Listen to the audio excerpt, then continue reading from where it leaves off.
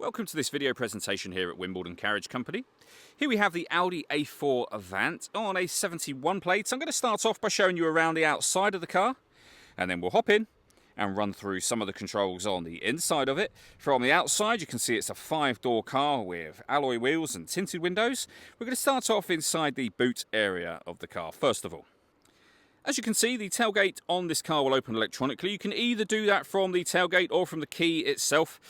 We've got reversing sensors and, as you may well expect, plenty of boot space, which can be increased by folding down the rear seats should you wish to do so.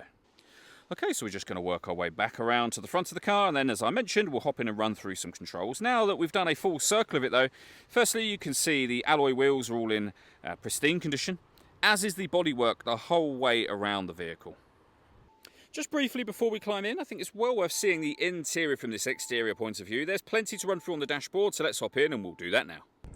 Okay, now that we're inside the car, we're going to start with the dials. Over on the left-hand side, we have the rev counter. We've got the fuel gauge, and it will show you what gear this car is in. It's an automatic, so of course we are in park at the moment. Over on the right-hand side, we have the speedometer and a digital readout for the speedometer. You can change the layout of the dials by pressing a button on the steering wheel. The button in question is just here. You can also change the menu that you are in from here, including, for example, as you can see there, satellite navigation.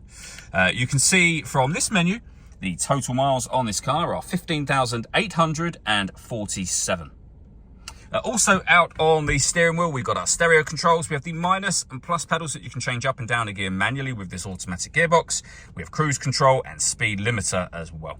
Over into the center next, the main touchscreen for the car. We are on your radio menu at the moment. We have DAB, FM and AM radio.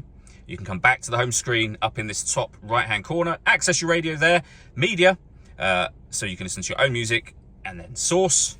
You'll see there we can plug in USB device. We can stream our music wirelessly via Bluetooth audio, and there are certain streaming services available to you, namely Apple CarPlay and Android Auto, as you can see on the screen just there. We have satellite navigation, which, as you've seen, can be displayed between your dials, or of course here, or simultaneously in both places if you wish, and you can pair up your phone from on here as well.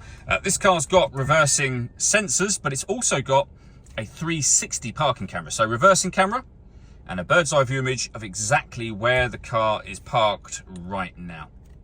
And that's your front facing camera that you can see just there, again with the same bird's eye view. Working our way down from that, we have dual zone climate control, so you can adjust the passenger temperature, the driver temperature, and then if you wish to, the passenger or passengers in the rear can control the third zone themselves. We can determine where we'd like the air to be distributed for the driver, same for the passenger. Air conditioning is on at the minute. You can change that to eco, off, or of course on again, or hit auto. The car, which you can hear it doing, will now take full control to maintain this temperature for me. You can override that manually whenever you wish to. We have a heated driver's seat with 3 different heat settings, and the same over there for the passenger side.